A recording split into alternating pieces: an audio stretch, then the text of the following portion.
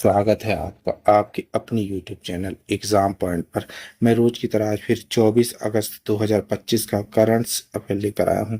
24 अगस्त के जितने भी इम्पोर्टेंट क्वेश्चन बनते हैं उन्हें हम डिस्कस करेंगे, उनके इम्पोर्टेंट फैक्ट भी जानेंगे। दोस्तों, आप किसी भी एग्जाम की तैयारी कर रहे हैं तो ये वीडियो आपके लिए मोस्टफुल रहने वाला है। इस वीडियो की PDF डाउनलोड करने के लिए आप हमारे टेलीग्राम चैनल एग्जाम पॉइंट पर जाकर वहां से PDF डाउनलोड कर सकते हैं। आइए शुरू पहले नंबर का क्वेश्चन देखते हैं। पहला क्वेश्चन देख लेते हैं। हाल ही में भारत को किस संगठन के कार्यकारी बोर्ड का अध्यक्ष चुना गया है? सही आंसर है बी, AIBD का। की पॉइंट है, भारत को एशिया प्रशांत प्रसारण विकास संस्थान AIBD के कार्यकारी बोर्ड का अध्यक्ष चुना गया है। यह चुनाव 19 से 21 अगस्त 2025 को फुकेत, थाईलैंड में आयोजित 23वीं AIBD जनरल कॉन्फ्रेंस में हुआ, जहां भारत को सर्वाधिक मत मिले। यह भारत की शीर्ष नेतृत्व भूमिका वापसी है, क्योंकि इससे पहले 2016 में भारत ने AIBD कार्यकारी परिषद के अध्यक्ष की जिम्मेदारी संभाली थी। यह चुनाव वैश्विक मीडिया परिदृश्य में भारत के बढ़ते प्रभाव को दर्शाता है। भारत अगस्त 2025 तक AIBD जनरल कॉन्फ्रेंस का अध्यक्ष भी है, जिससे यह नेतृत्व भारत के लिए एक महत्वपूर्ण मील का पत्थर है। आइए दूसरे नंबर का क्वेश्चन देखते हैं। प्रधानमंत्री नरेंद्र मोदी ने गया बिहार में कितनी राशि की विकास परियोजनाओं का शिलान्यास किया है? सही आंसर है सी, 12,000 करोड़ का। की पढ़ लिखते हैं। प्रधानमंत्री नरेंद्र मोदी ने 22 अगस्त 2025 को गया बिहार में लगभग 12,000 करोड़ की विकास परियोजना का उद्घाटन किया और शिलान्यास किया। विष्णुपद मंदिर और बोध गया की पावन भूमि से संबोधित करते हुए प्रधानमंत्री ने बिहार की प्राचीन विरासत, भारत की रक्षा में इसकी भूमिका और राष्ट्रीय विकास में बढ़ती अहमियत पर प्रकाश डाला।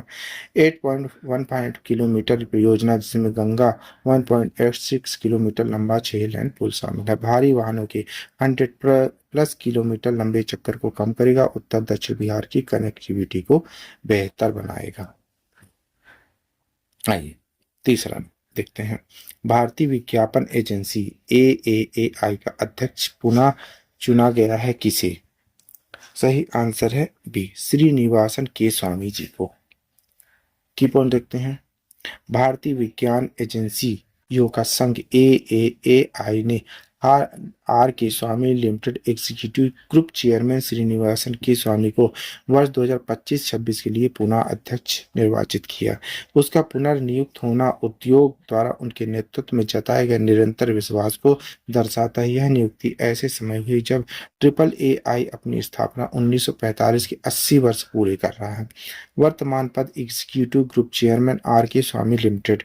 पूर्व नेतृत्व 2004 से 2007 तक लगातार 3 कार्यकालों के लिए AAAI अध्यक्ष रह चुके हैं। उद्योग में प्रभाव भारतीय विज्ञापन जगत की अग्रणी आवाजों में से एक, जिन्होंने सहयोग, वकालत और उद्योग के पेशेवर विकास को आगे बढ़ाया है। आइए चौथे नंबर का क्वेश्चन देख लेते हैं। प्रधानमंत्री नरेंद्र मोदी को किस शहर में 500 करोड़ से अधिक की विकास परियोजना को उद्घाटन शिलान्यास किया है? सही आंसर है सी, कोलकाता में। की पॉइंट देखते हैं।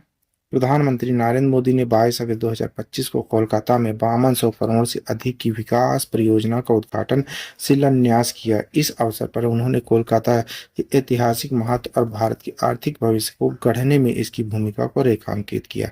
प्रधानमंत्री ने कहा कि 21वीं सदी के भारत को आधुनिक एकीकृत परिवहन प्रणाली की आवश्यकता है और कोलकाता इस परिवर्तन का आदर्श मॉडल है।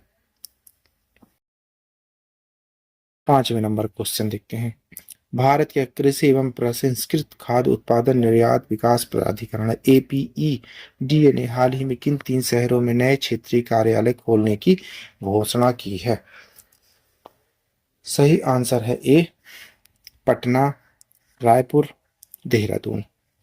की पॉइंट। भारत का कृषि एवं प्रसंस्कृत खाद्य उत्पाद निर्यात विकास प्राधिकरण APEDA ने कृषि निर्यातकों को बेहतर समर्थन देने और निर्यात प्रक्रिया को सुगम बनाने के लिए पटना बिहार, रायपुर छत्तीसगढ़ और देहरादून उत्तराखंड में 3 नए क्षेत्रीय कार्यालय खोलने की घोषणा की है। यह कदम उन क्षेत्रों तक संस्थागत पहुंच बढ़ाने के लिए उठाया गया जहां एक तक निर्यातकों की सीमित सहायता मिली है। वर्तमान में इसके मुंबई, बेंगलुरु, कोच्चि, भोपाल, वाराणसी, श्रीनगर, जम्मू कश्मीर, लद्दाख और गुवाहाटी सहित 16 क्षेत्रीय कार्यालय। आइए छठे नंबर का क्वेश्चन देखते हैं। भारत की विदेशी मुद्रा भंडार में मुख्य वृद्धि किस घटक में दर्ज की गई है? सही आंसर है सी, विदेशी मुद्रा परिसंपत्तियां एफसीए में। की पॉइंट देखते हैं। भारतीय रिजर्व बैंक आरबीआई द्वारा जारी ताजा आंकड़ों के अनुसार 15 अगस्त 2025 को समाप्त सप्ताह में भारत का विदेशी मुद्रा भंडार 1.48 अरब डॉलर 695.10 अरब डॉलर हो गया है। वैश्विक बाजार की अस्थिरता के बीच यह वृद्धि मुख्यतः विदेशी मुद्रा परिसंपत्तियों फॉरेन करेंसी एसेट्स में बढ़ोतरी से प्रेरित रही और यह रुपया स्थिर बनाए रखने में आरबीआई की सक्रिय भूमिका को दर्शाता है। विदेशी मुद्रा परिसंपत्तियां एफसीए 1.92 अरब डॉलर की वृद्धि के साथ 585.90 अरब डॉलर पहुंची, जिसमें यूरो, येन, पाउंड जैसे प्रमुख वैश्विक मुद्राओं में निवेश शामिल है। सोने का भंडार 2.16 अरब डॉलर की गिरावट से 86.16 अरब डॉलर पर आ गया। गिरावट अंतर्राष्ट्रीय सोने की कीमतों में कमी या आरबीआई की पोर्टफोलियो रणनीति का परिणाम हो सकता है। आइए सातवें नंबर का क्वेश्चन देखते हैं। भारत सरकार ने विकसित भारत दृष्टि को साकार करने के लिए उच्च स्तरीय समितियों का नेतृत्व किसे सौंपा है? सही आंसर है बी, राजीव गौबा जी को। के पढ़ते भारत सरकार ने नीति आयोग के पूर्वकालिक सदस्य एवं पूर्व कैबिनेट सचिव राजीव गौबा के नेतृत्व में 2 उच्च स्तरीय समिति बनाए। इन समितियों का उद्देश्य अगली पीढ़ी के सुधारों को तेजी से लागू करना और विकसित भारत 2047 विकसित राष्ट्र की महत्वाकांक्षी दृष्टि को साकार करना है। विकसित भारत लक्ष्यों पर समिति है।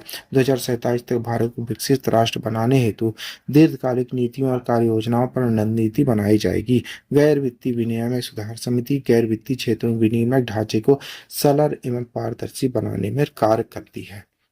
आइए आठवें नंबर का क्वेश्चन देखते हैं। भारत की काजल दोजक ने किस वर्ग वेट कैटेगरी में स्वर्ण पदक जीता है?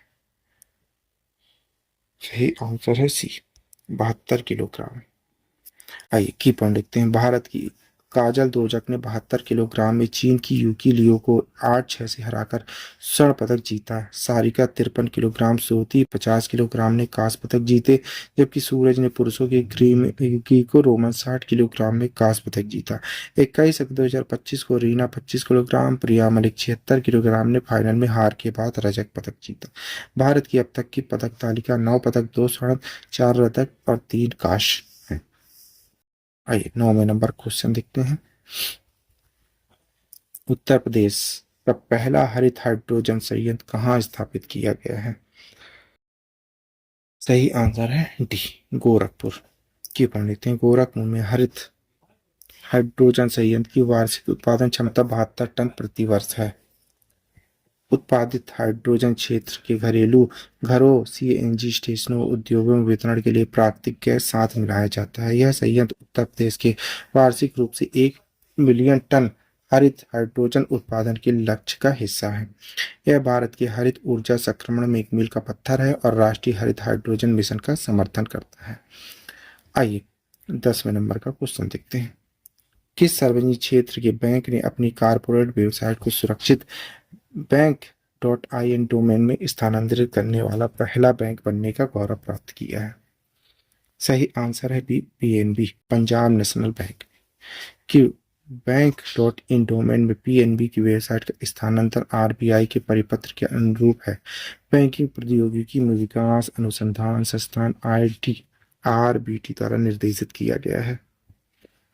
यह डोमेन विशेष रूप से बैंकों के लिए है जो साइबर सुरक्षा और डिजिटल बैंकिंग में जनता के विश्वास को बढ़ाता है। पीएनबी का यह कदम सुरक्षित, संरक्षित डिजिटल बैंकिंग प्रथाओं के प्रति अपनी प्रतिबद्धता को दर्शाता है। आगे बढ़ते हैं। 11वें नंबर क्वेश्चन देखते हैं।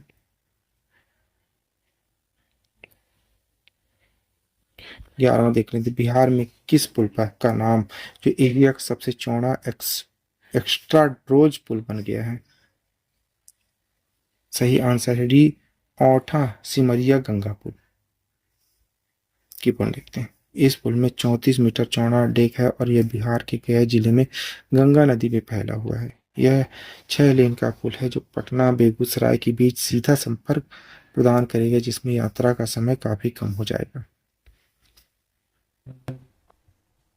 औठा सिमरिया गंगा पुल भारी यातायात को संभालने के लिए डिजाइन किया गया, जो इस क्षेत्र में एक प्रमुख अवसंरचना परियोजना बनाता है। इस पुल का उद्देश्य सिमरिया धाम जैसे प्रमुख क्षेत्र जो इस क्षेत्र में एक तीर्थ स्थल से संपर्क में सुधार में भी है। आइए 12वें नंबर का क्वेश्चन देखते हैं। भारतीय स्टेट बैंक एसबीआई ने एमएसएमईएस के लिए अपना उत्कृष्ट ऋण सीओई कहाँ स्थापित किया है? सही आंसर है सी, स्टेट बैंक अकादमी एसबीआई गुरुग्राम की पढ़ते क्षमता निर्माण अनुसंधान उद्योग सहयोग के माध्यम से एमएसएमई परिस्थिति तंत्र को मजबूत करने के लिए सीओ की स्थापना की गई। वित्तीय सेवा सचिव एन नागर एसबीआई के अध्यक्ष सी एस सेठी द्वारा उद्घाटन किया गया। सीओई केस स्टडी अनुसंधान एमएसएमई ज्ञान के लिए ऑनलाइन भंडार बनाने पर ध्यान केंद्रित करेगा। एमएसएमई को सबसे बड़ा ऋणदाता होने के नाते एसबीआई नए एसएमई केंद्रित उत्पादों प्रक्रियाओं को विकसित करने के लिए सीओई का उपयोग करेगा। आइए 13 नंबर का क्वेश्चन देखते हैं। मद्रास अब चेन्नई की ईस्ट इंडिया कंपनी द्वारा स्थापित की गई वर्षगांठ मनाई जाती है। मद्रास की स्थापना किस वर्ष की गई थी? सही आंसर है बी, 1639 में। कि मद्रास की स्थापना 22 अगस्त 1939 को हुई थी, जब ईस्ट इंडिया कंपनी स्थानीय शासकों से मद्रास खरीदा था। यह लेन देन स्थानीय नायक शासक दमरवाला वेंकटी नायक के साथ हुआ था। इन्होंने ईआईसी अधिकारियों के साथ इस सौदे पर सहमति व्यक्त की थी। इस भूमि का फोर्ट सेंट जॉर्ज बनाया गया था, जिसने भारत में ब्रिटिश शासन की नींव रखी थी।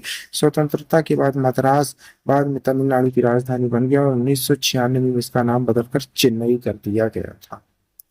आइए 14 नंबर का क्वेश्चन देख लेते हैं। कोल इंडिया लिमिटेड सीआईएल ने रेल अवसंरचना के विकास के लिए किस कंपनी के साथ समझौता ज्ञापन किया है?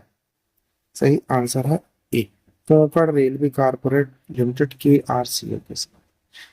इस समझौते का उद्देश्य कोल इंडिया और उसकी सहायक कंपनियों के लिए रेल अवसंरचना को मजबूत करने, कोयला के परिवहन में सुधार करना। कोल इंडिया भारत के घरेलू कोयला उत्पाद का 80% से अधिक हिस्सा रखता है और इस साझेदारी का उद्देश्य लॉजिस्टिक क्षमताओं को बढ़ाना है।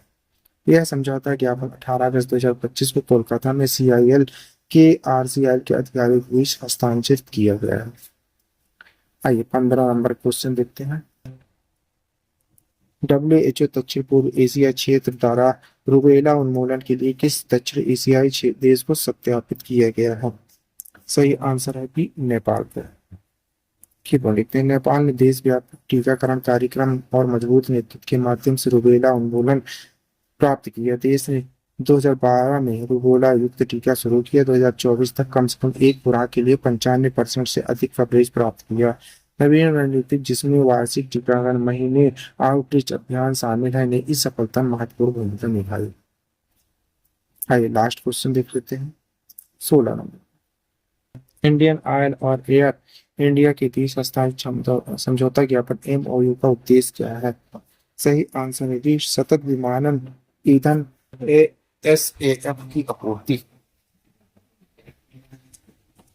इंडियन ऑयल के पानीपत रिफाइनरी उत्पादन साफ की आपूर्ति करके भारत के विमान क्षेत्र के कार्बन उत्सर्जन को कम करने का लक्ष्य। इंडिया ऑयल का एसएएफ आईएसएससी कोसिया प्रमाणित है, जो अंतर्राष्ट्रीय स्थिरता मानकों के अनुकूल को दर्शाता है। एयर इंडिया 2050 तक शुद्ध शून्य उत्सर्जन प्राप्त करने की साझेदारी के माध्यम से भारत में स्थिरता लक्ष्यों का समर्थन करने के लिए प्रतिबद्ध है।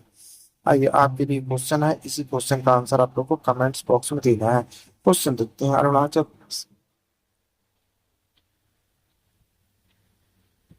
अरुणाचल प्रदेश में प्रस्तावित कलाई 2 जल विद्युत परियोजना का अपेक्षित वार्षिक बिजली उत्पादन क्या है?